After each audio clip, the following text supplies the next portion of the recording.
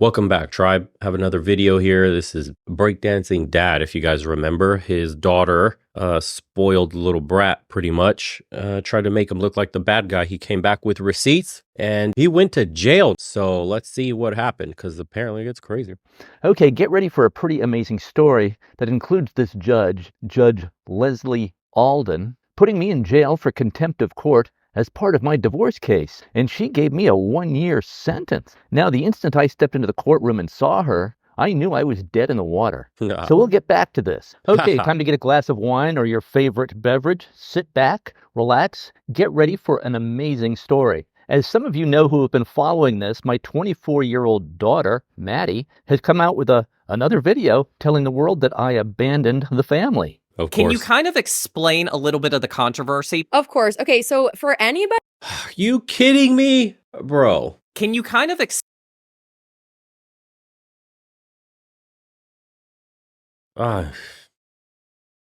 I'm really starting to just hate is growing in my heart for certain men. It really is. explain a little bit of the controversy? Of course. Okay, so for anybody who is listening who doesn't know me, which is probably most people because I'm literally not famous. Millions of followers. Unfortunately, though, I have become semi-famous literally just in like Republican hate circles. Most recently, I made a video about my dad because my dad abandoned my family when I was little and he like went on to become a pretty famous breakdancer. And I made a video that was like very funny, tongue-in-cheek about that. But because my dad is like a huge Republican, huge Bitcoiner, like he's so bizarre, he has this sort of cultish following around him. God. And in the video that he posted, he's like wearing a Bitcoin t-shirt. He has an American flag behind him. Like he's like, oh, and then Elon Musk responded to my dad's video being like, you're awesome, like you're an awesome dad, you're awesome. So that got all of the Elon Musk fans after me. It was sort of just a whole controversial moment in my life. So this should be your screenplay, right? Went super viral, etc., etc. But she added that he wouldn't pay her medical bills. Then comes Ben, stage name Benihana, with a 10-minute reaction video and some pretty good-natured corrections. He claimed he lived close by after the divorce, did pay medical bills, child support, put money into a college fund to the tune of around $5 million all in all to cover the cost of the kids, and said he saw his kids often when they were growing up. But he did admit that from his daughter's perspective as a 5-year-old, it might seem like abandonment, but that in his opinion, it was not a totally accurate account. Whilst we watched this father-daughter union play out in real time, obviously Elon Musk weighs in to tell Ben, you're awesome. I didn't even know. But this has got me thinking, Ben is getting absolutely dragged online with people calling him a deadbeat dad and like loads of other grim stuff. Are these internet Deadbeat, bro. $5 million on your divorce. He's a deadbeat. $5 million in the separation. That guy's a deadbeat. call outs fair? I've seen these happen time and time again, and it always turns out that there's another side to the story. Would we feel differently if Ben was less of a comic character or was just like less good-natured about the whole thing? Would she still have posted it if she knew he was going to see it? But whatever your thoughts are on internet call outs, I think we can all agree with this comment. Benihana does unfortunately go so crazy. With this like breakdancing dad stuff, it's so bizarre and it's so ridiculous. And like, yeah, like I literally am writing a screenplay about it. Like, and I've been working on that screenplay for like months. How do you like tolerate this? Do you just like block it out? The dad stuff is the worst because it's like my actual real life. So honestly, the dad controversy has been the hardest to deal with because like it is hard having people in my comments who don't know anything being like, your dad is awesome. So I need to supply more information about this saga. Jesus. Information that Maddie and the kids probably have not heard before. Here we go. As I've said, I don't really blame my daughter for these very inaccurate videos that she's been putting out. I put the blame on her mom, my ex-wife, Betsy. Now let me recap what's happened so far. Masterclass, by the way, because if he went on the attack, if he went super defensive, he's just coming from a understanding point of view. Hey, we're just miscommunicating here. It's the only position he could possibly take where he can garner the most amount of support, because look, even with this position, even with $5 million, even with receipts showing all the videos, all the family time spent together, there's still people who just, you know, the slate has already been written for him that he's a deadbeat, he's this. They don't give him a shot whatsoever. That's really the only move you could play as a man. I understand. It's not easy, bro. He could tear into his wife. He could tear into the judge. He could tear into the kids. He could just literally, he has the receipts. He has the proof. He could just say, here's what really happened. I'm being framed. This is character assassination. He could sue people. He could literally do anything he wants. But he's just being like, this is my daughter. I love her. I love my kids. We spend time a lot, especially when they were younger. I parted with $5 million. Plus, I footed the bill for a bunch of other things. It's just a misunderstanding from a child's point of view. It's fine, dude. He just lets it roll off his shoulder because that's like the only move you have as a man. You just got to let it roll off you, bro. I'm not affected. Stoic in a way. For those of you who have missed it, then we'll delve deeper into some of the crazier stuff that I've skipped over. But now this saga has taken a more negative turn, and all the indicators point to my ex-wife, Betsy, as the manipulator, as the well poisoner. In every video that Maddie puts out, she says I abandoned the family. And none of my daughters are talking to me right now. Only my son Peter is talking to me. So I think I need to tell a more complete story. A story that the kids have never heard before. Oh. I have really two goals with this video. Number one, I think this information might help a lot of dads out there to avoid some of the mistakes that I've made, whether you were recently divorced or not yet divorced. I say not yet divorced because about half of marriages end in divorce. And about 50% of married couples who are not yet divorced, well, their marriages are hanging by a thread. Goal number two, my kids have never heard the whole story of what happened. They've heard one side from their mom, Betsy, my ex-wife. And I think it's been a very distorted story and a very incomplete story. Now, I'm not going to get into all that led to the divorce, who cheated on who and who cheated first. Let's just say there were a lot of factors that created a very unstable marriage. And we can get into that later if Betsy wants to.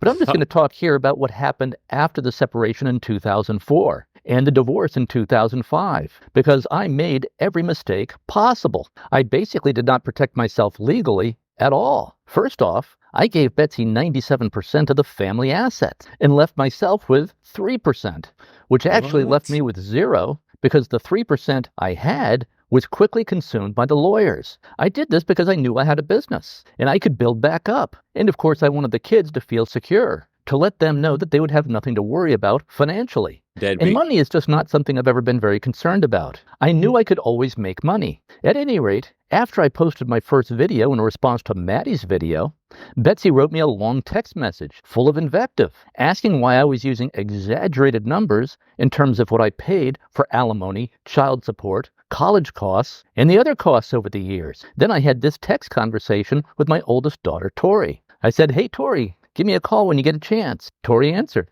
quote, "Hi, Dad. I love you, but not right now. It's time for me to cut off communication. The video you posted was full of lies and just dragging Mom and Maddie 20 years after the fact, and you're just letting that happen. I'm distancing myself for the time being," end quote. I answered, quote, "My video was not full of lies. Maddie posted an attack on me that my client saw. I had no choice but to answer. I asked Maddie to take her video down. She refused." My client. So his business is being affected by the negative reputation he's received from his own daughter. So the dude had no choice but to try to save his business by clearing out his name. And then she went and responded with more BS. And so he brought receipts. He has proof that it's all a lie. And his money is still being affected. He's separated from his wife. Who knows who cheated first and what happened? He reciprocated, cheated back. That just, deteriorated the whole relationship, yada, yada. Who cares? It ended and he footed the bill and he's probably about to show us all the receipts, bro. And he's still dealing with it. It's affecting his money now. Do you see what happens when you get married in the West? Because it was going viral.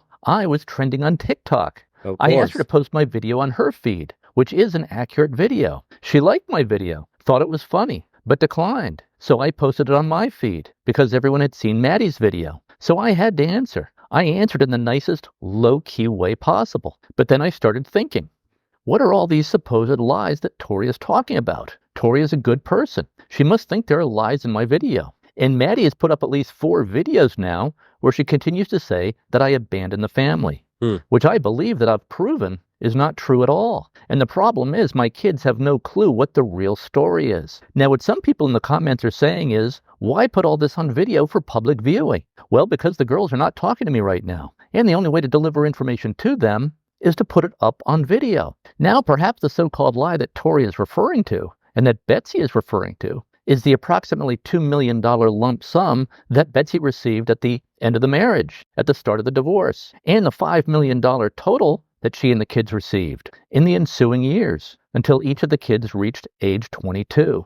Now, these were Here we go. estimates off the top of my head from memory. So I went back and reviewed the numbers, and it turns out that the real numbers are Higher. that I agreed to pay Betsy $1.8 million at the conclusion of the marriage, so $1.8 million at the start. However, I was $100,000 short of what I agreed to. More on that in a moment. God. And Betsy and the kids received a total of $4 million, a little bit more than $4 million, which includes the aforementioned $1.8 million and $618,000 for the kids' college funds and college costs. I'm putting these numbers up on the big screen for you guys. Look at these.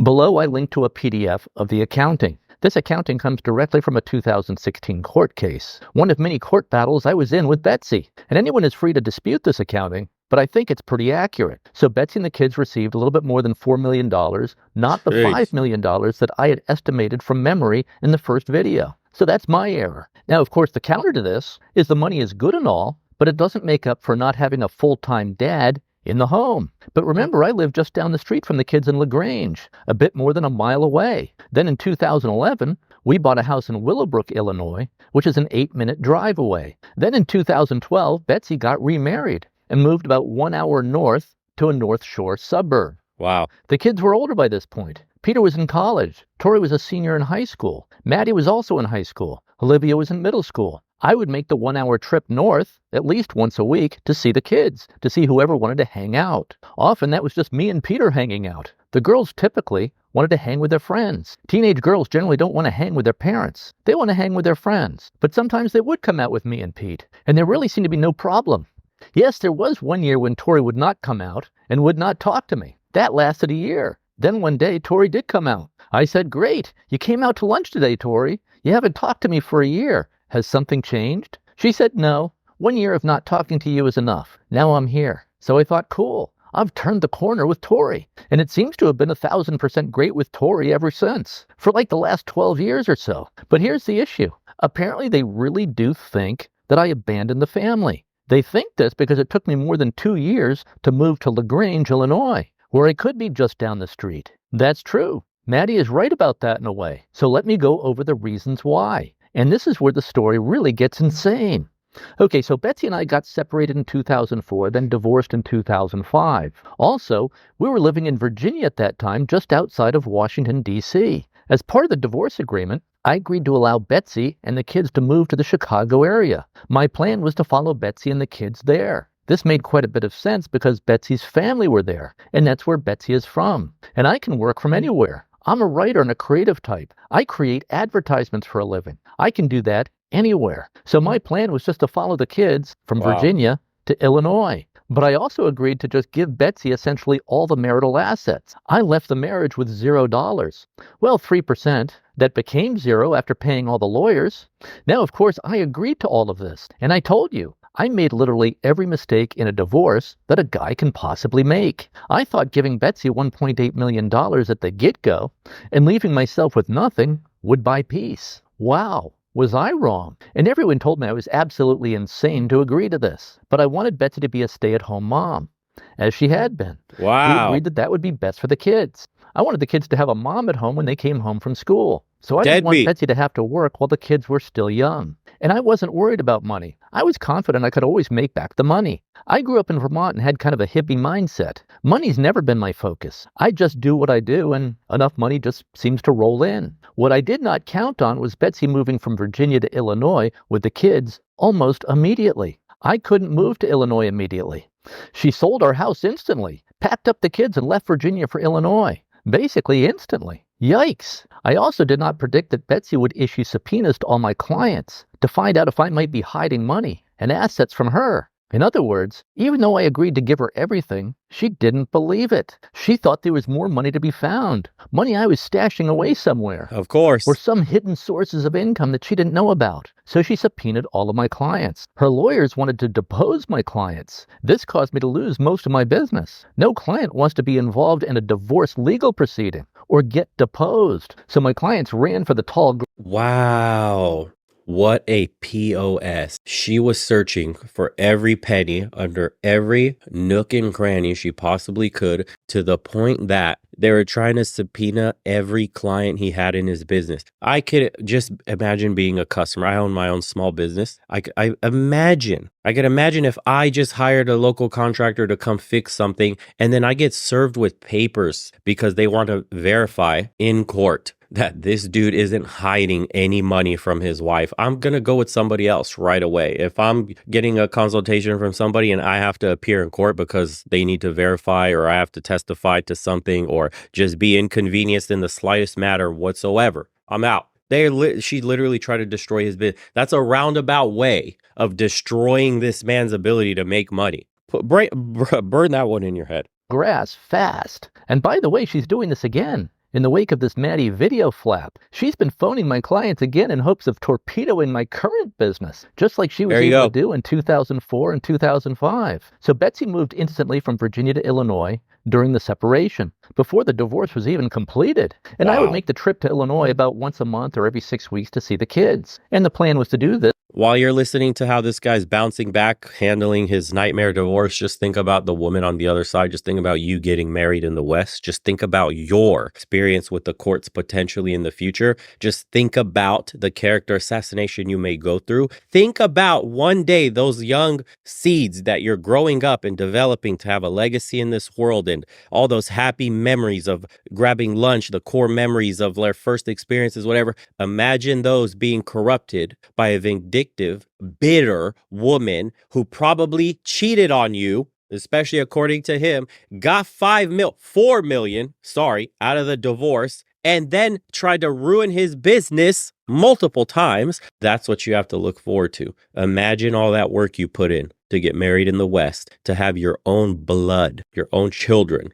try to make you out to be the villain, corrupted by a bitter woman, their own mother, only in the West. Until I was in a financial position to be able to move to Illinois. Ridiculous. And of course, I was broke at that point. I had just let Betsy have all of the marital assets. Well, 97%.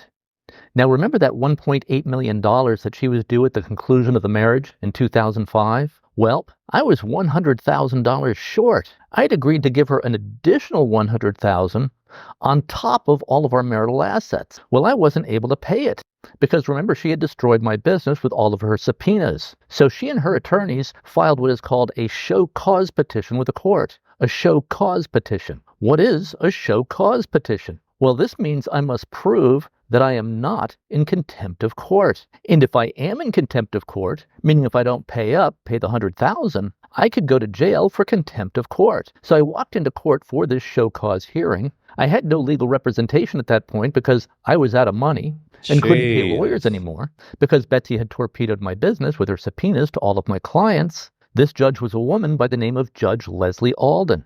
I knew the instant that she looked at me that I was dead in the water.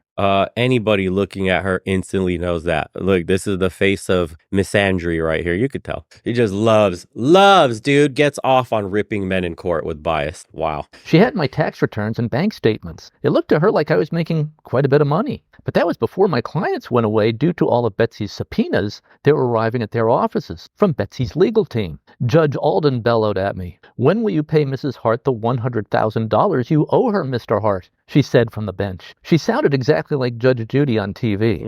I answered, "As soon as I can, Your Honor. I need to build my business back up." Judge Alden asked me again, "When will you pay Mrs. Hart the $100,000 you owe her, Mr. Hart?" I answered, "Well, as soon as I can, Your Honor. I need to build my business back up." She asked me one more time, "Mr. Hart, when will you pay Mrs. Hart the $100,000 you owe her?" I answered, "I don't know what else to say except I'll pay her the money as soon as I can." Her next words were, "Bailiff, remand Mr. Hart to the custody of the sheriff." Now, I didn't care much about money when I let Unbelievable. This is what happens to your court, dude. You'll go to jail for the remainder of $100,000 after giving them 1.8 million. You gave her more than $1 million. And instead of being a little sympathetic, like, look, you got, 97% of the assets, lady. Let this man build them up. Let him build up his own business so that, he can get you the other 100K. He's good for it because he already gave you 1.8 million and 97% of the goddamn assets you had together. He will get you that 100K, no worries. Doesn't care. 0 fucks given for a man. Repeats like a fucking robot NPC. Where is the 100,000? Where is the 100,000, misogynist? Where is the 100,000, slave? That's it. That's all they care about. We care about the family. We care about the kids, says the court system. Why put this guy, why reprimand him? Why put him under the custody and take him to jail? Or at least tried to take him to jail. He said at the beginning of the video, for up to a year. Why? How is he going to build his business back up behind a cell? How is he going to pay back what he owes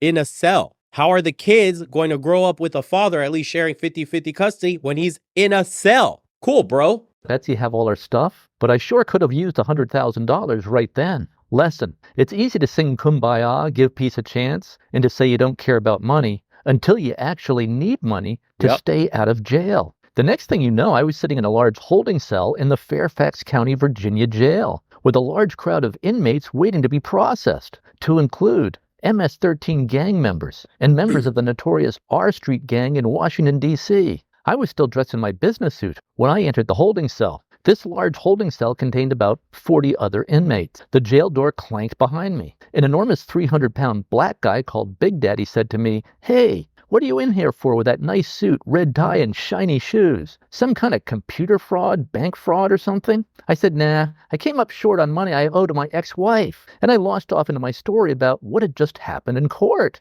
Big Daddy, the 300-pound guy, called the other inmates over to hear the story. Big Daddy was clearly the dominant figure in the group. His voice was loud and booming. Plus, he was huge. So they all gathered round. Some of them looked like they were from the movie Menace to Society. "Hey guys, come over here and listen to this," Big Daddy said. "This story is great." I was sitting on a cement bench next to Big Daddy. We were all there for a few hours because life in jail is not a fast-moving process. And they seemed to like me. They were all laughing, including the guy with the Nazi swastika tattoo on his face. They couldn't believe I agreed to pay my ex $1.8 million plus $12,000 per month. Whoa. And that I was still $100,000 short. Well, actually, I was more than $100,000 short. Judge Leslie Alden had also awarded Betsy attorney's fees plus interest. So the bill I owed her at this point was $148,000. Excellent. The guy who looked like he was out of Menace to Society, he says, "What the F did you give her all that money for? And leave yourself with nothing?" Then Big Daddy said, "Here's what you need to do. As soon as you get access to a phone, you need to call your ex. And in your sweetest possible voice, you need to say, 'Dear, sweetie, honey, I can't pay you any money sitting in here. So let's make a deal.' Then after a few hours in there, one of the guards calls out my name. And I exit the holding cell area with the guards. A guard put me in handcuffs and led me to the processing area. I was seated and handcuffed to a metal chair next to an officer who was inputting data into a computer. For hours. He pulled up my record. He looked at me and said, "Wow, what did you say to this judge to get 1 year in jail?" "Wait, what?" I asked. "I'm here for a year? What?" Judge Alden had never said anything about this. All she had said was, "Bailiff, remand Mr. Hart to the custody of the sheriff." And that was all she said. She never said anything about 1 year in jail. The officer read from the screen. "Well, that's what it says here. You're getting 1 year in jail for contempt of court. It says you owe $148,000 to your ex-wife. How did..." Somebody please, the young guys, middle-aged guys, I don't care. If you live in the United States, especially where this is happening, explain to me how you have a unicorn and this can never happen to you. Explain to me how you get down on one knee like a complete bozo and you're about to alter your life permanently with a contract from the state. Explain to me how you're so special and your life is going to be happily ever after Disney bullshit. Explain to me why the fuck you would ever get married in the United States today with the court biases present right now. Here is the greatest story you will hear for a long time on why you don't get married. When I was bartending in college and I seen dudes like this, regulars come in all the time getting drunk because they have literally nothing to live for anymore. Their kids don't talk to them, just like this gentleman. The wife is a vindictive, bitter woman who absolutely turned everybody against them, including other family members. They have nothing to live for. They are in a shoebox. They lost all their assets. They work to basically pay alimony and child support. They came in every single day to drink their memories away. I've heard stories like this all the time. There are many men living these quiet lives right now, dealing with this kind of stuff, and many more 6 feet under because the pressure got to them. They couldn't handle it anymore. The craziest one I heard was a dude that was forced to live out of his truck. And he was hit with the potential of going back to jail because he fell behind on his payments again. And the dude was sacrificing so much, he opted not to get a place, instead live out of his truck to try to make ends meet, and decided he couldn't take it anymore. Yeah, bro. You go get married in the West, dude. Totally don't get a passport. Totally don't deal with judges like this. Totally don't start a family in a place that still reveres men, believes in tradition, believes in masculinity, believes in fairness. Totally don't, bro. Be in a gynocentric hellhole. Yes, you'll be just A-okay. Good job, dude. Did you get $148,000 behind on your child support? Asked the officer. And I said, well, it's not really support. I paid my ex almost $1.7 million in assets that we had, which was pretty much all our assets, but I still owe her $148,000. Unreal. To bring the total to $1.8 million in cash up front at the get-go. I also agreed to pay her $12,000 per month in support.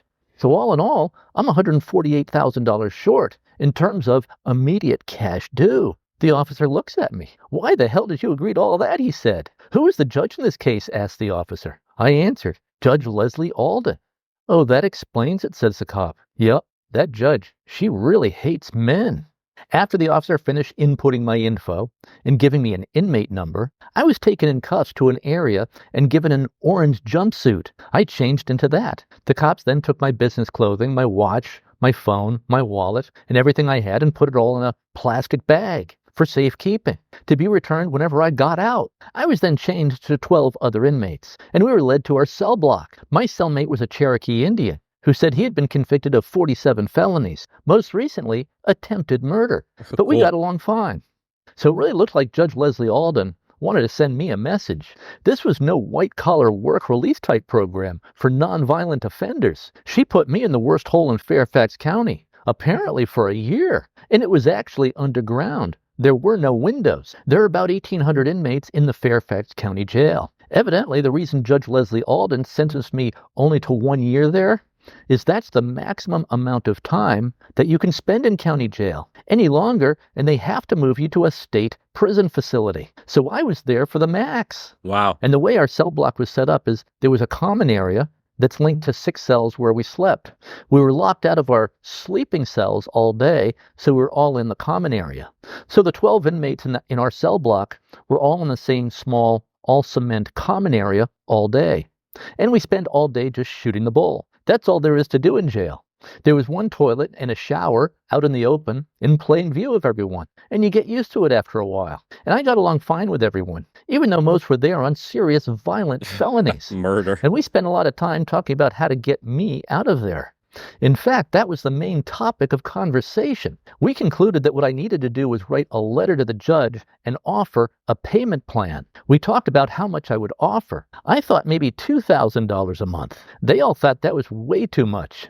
Problem is, if you can't come up with that money every month, you'll be right back here, said What the the hell? MS-13 guy who was covered in tattoos, including tattoos on his face. Offer her $300 a month, said the white guy with a Nazi swastika tattoo on his neck who looked like Charles Manson. I settled on offering $1,000 per month to Judge Leslie Alden and then see what happens. Everyone in my cell block thought that was way too much, but I had to get out of there. I also figured that Judge Alden isn't stupid. She must know I can't pay my ex anything sitting in here. And my ex is supposed to be getting $12,000 a month, but I could not pay that sitting in there. So it was in everyone's interest to get me out of there pronto so I could start making money again. The problem is I could not get a pen. We were not allowed to have anything that could be used as a weapon. After 3 days in there, I got a visit from the head of the prison, the warden himself. He came all the way down to the deepest, darkest hole in the prison to find out what I had done to end up here. Wow. Out of the 1,800 inmates, he wanted to talk to me, Ben Hart. I guess my file had landed on his desk, and I guess I was the talk of the prison, and he wanted to hear the story. So how did you get $148,000 behind on your child support, he asked. And why did the judge put you in here? The warden was looking at me through these bars in this small window in the steel door of our cell block. I explained that I had not gotten $148,000 behind on my child support, and then I went through all the basic details of how I paid her close to $1.7 million plus $12,000 a month of support, and all payments were made. but I had fallen $100,000 short on the $1.8 million I had agreed to.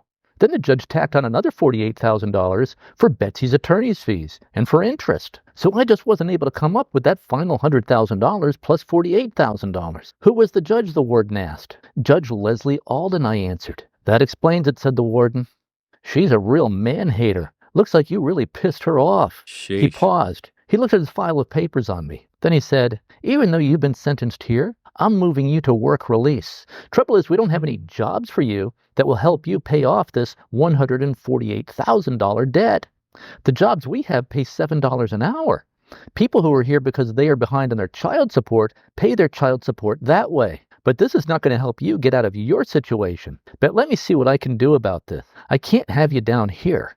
About a day later, guards arrive, and they take me to the work release facility. This was low security, so I was able to get a pen and a piece of paper and write a letter to Judge Leslie Alden with my proposal to pay my ex $1,000 per month toward the $148,000 that I owed her, plus keep up with my other obligations under the divorce decree. I didn't hear anything back. Bro, look at what you have to go through to somehow exonerate yourself on just work. You got more time than some people that have committed like aggravated assault and they get released by those woke DAs. Did like shoplifting for hundreds of thousands of dollars, just like release, bro, just release because the bail reforms and the woke DAs. This guy has done nothing wrong in his life. He got sentenced to 1 year in jail. I've seen headlines where people have received less sentencing when doing stuff with minors in the world today, and certain woke DAs letting people go. Wow. Get that in your head for a moment. Marriage led to a 1 year imprisonment. Okay, you get married, bro. Back. In the what? I thought, welp, I guess I'm here for a year. I started to accommodate myself to this reality. It's amazing how humans can get used to almost any reality over time. Whatever your situation is becomes the new normal, the new baseline for existence. And I met some very interesting people in there, including a high-powered attorney who was in there on some kind of fraud. I became friends with a tall black kid named Alan. He was about 6'6" and was a martial arts expert. When he wanted to watch a particular TV show, he would stand in front of the TV in a martial arts pose so that no one would dare try to change the channel. And he and I would have contests to find out who is the, quote, better man. We would have push-up contests, chin-up contests, play ping-pong, Monopoly, and chess. Pretty much any game we could think of. And he was a good kid, but he was very rambunctious. He was maybe age 18 or 19. And I'm not sure what he was in there for, probably marijuana possession or something like that. And what he liked to do is practice his karate kicks and punches that would stop 1 inch from my nose. And I told him, Alan, stop doing that. See all these cameras around here? They're going to think you're violent. They're going to take you out of here and put you down in the hole. But Alan was a good kid. Just had a lot of energy. And about half the guys, I would say at least half the guys in the work release program in the jail were there because they could not make child support or alimony payments. America's jails are filled with these guys, so-called deadbeat dads. And I did not realize until then that yes, we do indeed still have debtors' prisons in America. About 5 days had passed since I had sent my letter to Judge Leslie Alden, offering to pay Betsy $1,000 per month toward the $148,000 I owed her. Again, this would be an additional $1,000 per month on top of the $12,000 per month I was already obligated to pay under the divorce. Someone please explain to me how you could possibly sentence a father to 1 year in jail post-divorce simply because he doesn't have the funds right away after giving out more than $1 million in assets to pay the remainder of what he owes. How does this possibly get twisted into we're doing this for the betterment of the family and the kids? How does sending a father to jail, putting him behind bars, taking away his ability to make money, the ability to pay the $12K he owes, the ability to see his kids as much as he possibly can in a 50-50 split? I mean, she was literally awarded everything. She has primary custody because of this situation now. She got most of his assets. She destroyed his business. She destroyed his life. He's in jail. He said, what, a month? He's in jail for a month now to just somehow be able to write a letter to this judge. And the warden took interest. Like, you know how insane that is, that the warden took interest in his story and decided to move this guy over. If that was a different warden, this dude would have served a full year in jail next to murderers. This all happened because of a divorce. If you can't beat it in your head now that you should never under any circumstances in the West, man, get married, especially in the United States with the current laws on the books. I don't know what will. I'm letting the rest of this play out because it's so insane. There's going to be some dudes that are still going to think that they have a unicorn relationship and that they're different and it'll never happen to them. Okay, bro. Decree. I hadn't heard anything from Judge Alden. What? Didn't know if the judge even received my letter. I assumed not. But then one day around 5 p.m., I was on my bunk bed reading, and I heard a guard yell, "Hart! Benjamin Hart! Benjamin Hart! Is Benjamin Hart in here?" "Yeah, that's me," I said. "Come get your shit and get out of here," the guard said. So I went to the booth where they had my stuff. It was all in a plastic bag. My business suit was wrinkled and a mess, but everything was in there. My wallet, my watch, my phone. I called my girlfriend, Wanda, who would become my wife a couple months later. I figured any girlfriend who would put up with this is definitely wife material. I was broken in jail. Man, But she had you not don't run for learn. the tall grass to disappear. I told her I was being released and asked her if she could pick me up. I had been there for 8 days and 8 nights, and I got out of my orange jumpsuit. This dude got married to that chick. I mean, I hope you're happy, bro, but I wouldn't be making those kind of decisions under this kind of duress. Sheesh. And back into my wrinkled business suit. And the warden was there to meet me on my way out. He had a bemused look on his face. "You'd better write fast and write every day to keep up with your payments," he said. "I don't want to see you back here." "Thank you," I said. "Thank you for getting me out of the hole and up here. I'm not planning on coming back." The problem was, I still had to pay my ex $12,000 per month, plus now $1,000 per month, for a total of $13,000 per month. This was no joke, especially since I had no business anymore. All my clients were gone. I left jail with $5 in the bank, no clients, and no business. Wow. Wanda was my girlfriend. I had met her at a karaoke bar. She's an immigrant from Laos. I call her my best girl. After jail, Wanda and I existed by maxing out my credit cards and Wanda's credit cards to the tune of $65,000 while I rebuilt. I needed to figure out a business that did not involve having clients that Betsy could subpoena and depose. So I developed an online marketing education business. I charged people $38 per month for my online marketing seminars. And I got the business up to about 1,000 students pretty quickly. By April of 2007, I thought I was financially strong enough to move to Illinois.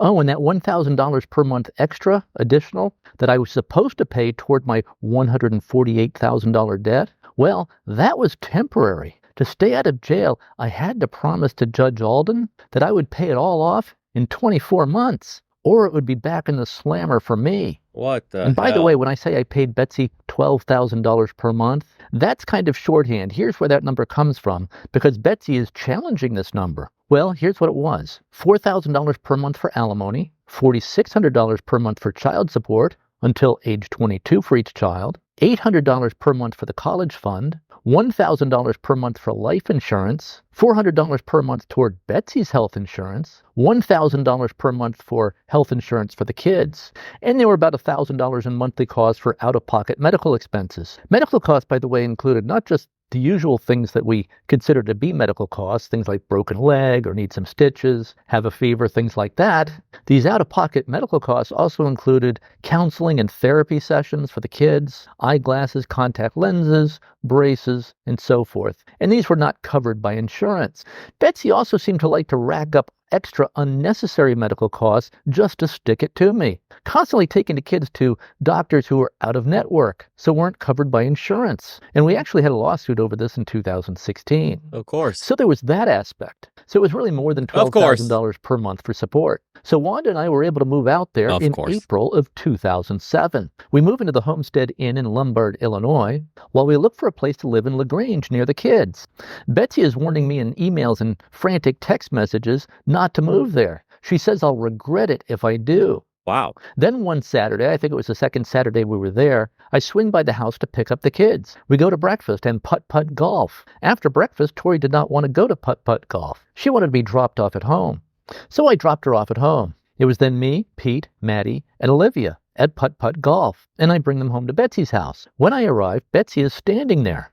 I get out of the car. Betsy walks over to talk to me. She shows me her iPod. iPods were a big thing in 2007. She informs me that she's been recording all of our conversations, including when I guess I called her a bunch of names. And we'd been having a lot of nasty conversations. I didn't really know what might be on that iPod. And as she was holding the iPod into my face, I guess to record what was happening, I quickly snatched the iPod out of her hand. and headed for the car. Betsy then jumped on my back as I was trying to get into the car, and I managed to shake her off. But she dives into the car after me and is sprawled across my lap trying to get the iPod. I toss her out of the car as I'm taking off. And this is important because Maddie believes, and I'll quote Maddie's text message just the other day on this. Maddie says about her video that, quote, "I could have made you look so much worse. I didn't post anything about when you forced Mom into the car and drove away with her," end quote. I didn't force Betsy into the car. She jumped on my back to try to get the iPod and followed me into the car. Why would I try to force Betsy into the car? I'm trying to get away from Betsy with the iPod. But this is the story that the kids have been told by Betsy. And they probably saw some commotion, some sort of struggle, which was Betsy on my back trying to get the iPod and following me into the car. And on the way back to the homestead, I throw the iPod out the window. And I'm told by my lawyer later that that was a big mistake because surreptitious recording of conversations is a crime in Illinois. Meanwhile, Betsy went to the police in Western Springs and filed a domestic violence charge against me. She also filed a charge for theft of the iPod. Wanda and I went to a restaurant called Miller's Pub, which is right next to the homestead where we were staying, and we saw the police show up. We watch. After the police leave, we go to our room quickly to get all our stuff. The front desk tells me the police are looking for me. So we decide to drive to Maryland where Wanda's family lives and regroup. Wow. We stayed there until December. We were basically in hiding. I needed time to build up my internet business so I could return to Illinois and hire lawyers. And I stopped paying Betsy any support for a while I built up my finances. By December, I felt I had the finances to be able to pay off Betsy, all the back support, plus hire a lawyer. The problem, of course, was that I knew that if I showed up in Illinois, I would be arrested. There was a warrant out for my arrest. So Wanda and I snuck back into Illinois. I hired a lawyer. Then I turned myself in, spent the night in jail, got out on bond by putting up $300, and began a series of 6-month legal proceedings. The judge and the prosecutors in this case said my snatching of the iPod out of Betsy's hand was technically assault and theft. So in exchange for no trial and no conviction on the matter, I agreed with the court to attend some conflict de-escalation classes and agreed to pay Betsy $120 for the iPod. The conflict de-escalation classes were actually very good. They were taught by a retired hostage negotiator. Everyone should take this class. There would be far fewer deaths from road rage incidents and whatnot. The issues people fight over are really just so stupid 99% of the time. We're all going to be dead soon. Is the issue that you're fighting over really that important? Wouldn't it be better just to enjoy life and to be thankful for every day that you have on this beautiful ball we call Earth? Meanwhile, Betsy had obtained a protective order and had filed a motion to prevent visitation. Here is Betsy's motion to prevent visitation.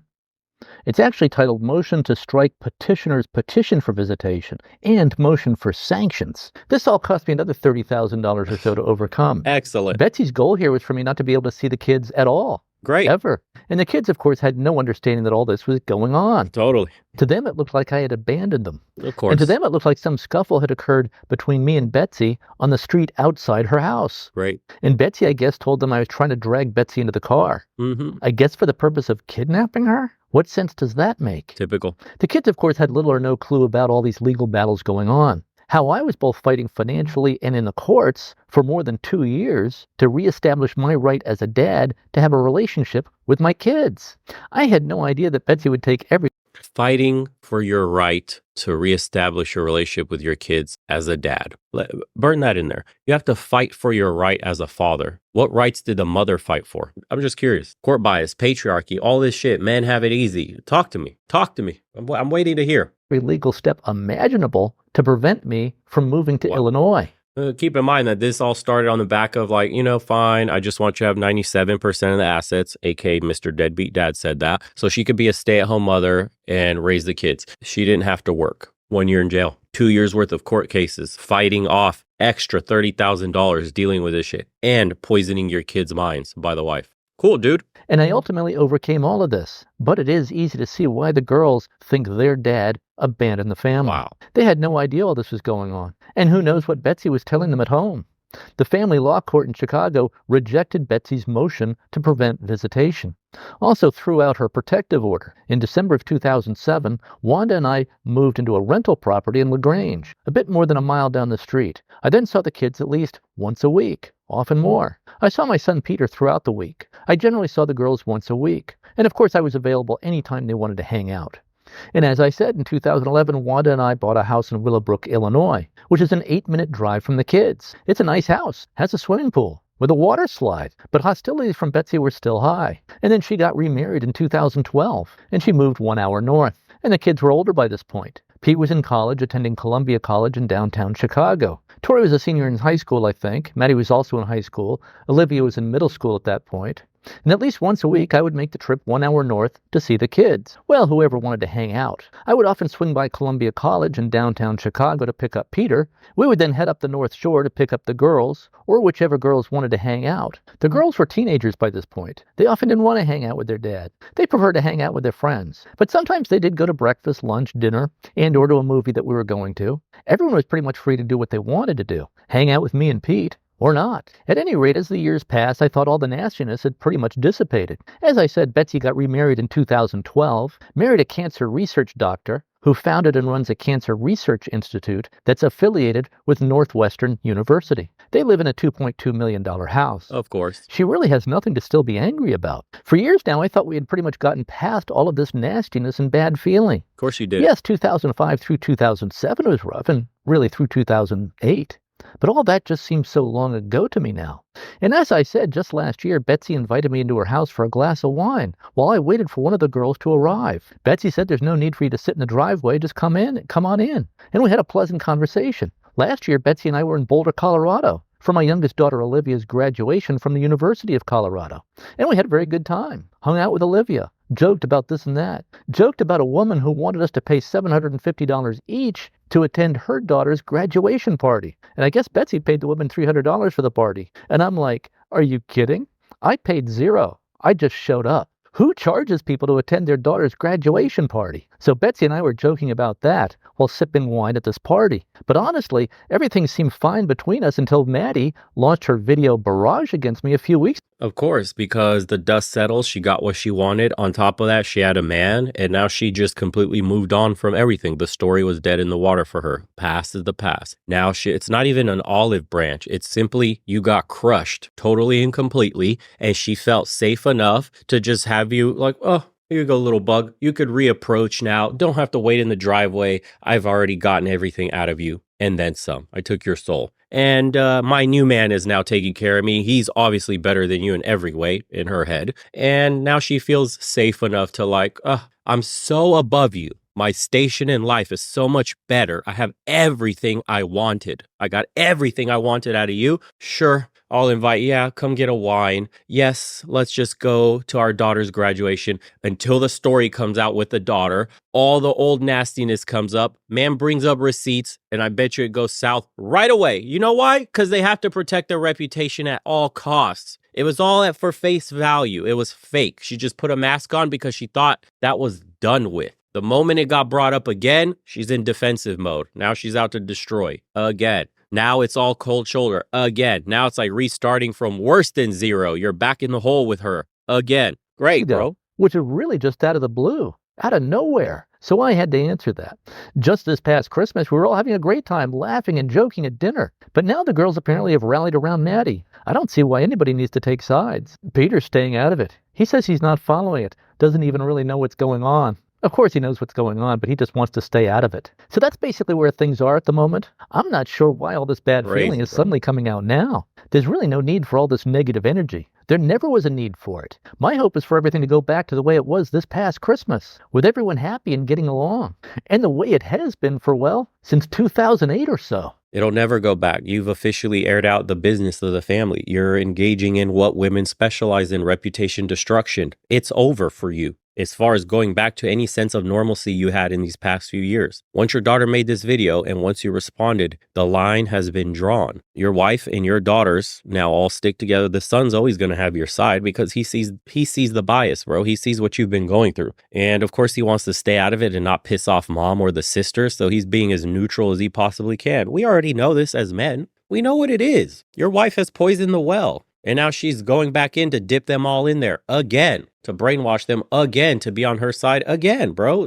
This is the nasty shit you have to deal with in the West when you have divorces in these kinds of court systems that literally get you jail time, your family turned on you, and you have no recourse as a man. Do you know how rare this story is that this dude managed to come back, build up a business that allowed him to pay the 12 grand, 13 grand a month and everything? Do you know how insanely rare that every 99.9% of other men would have been back in jail shortly after, because it's almost impossible to do. Like, this guy had the unique skill set of doing this and actually surviving this shit and thriving after it with a whole new life afterwards. That's not the story most men get. Most men are quiet in a prison cell rotting away. That's the real story. This one is so incredulous because this dude made it out despite all this shit. Most don't. You got to run off to different states. You got to dodge your freaking warrant. You got to hide out and build a business. Then you got to come back, turn yourself in, fight multi-year court cases, lose tens of thousands of dollars more,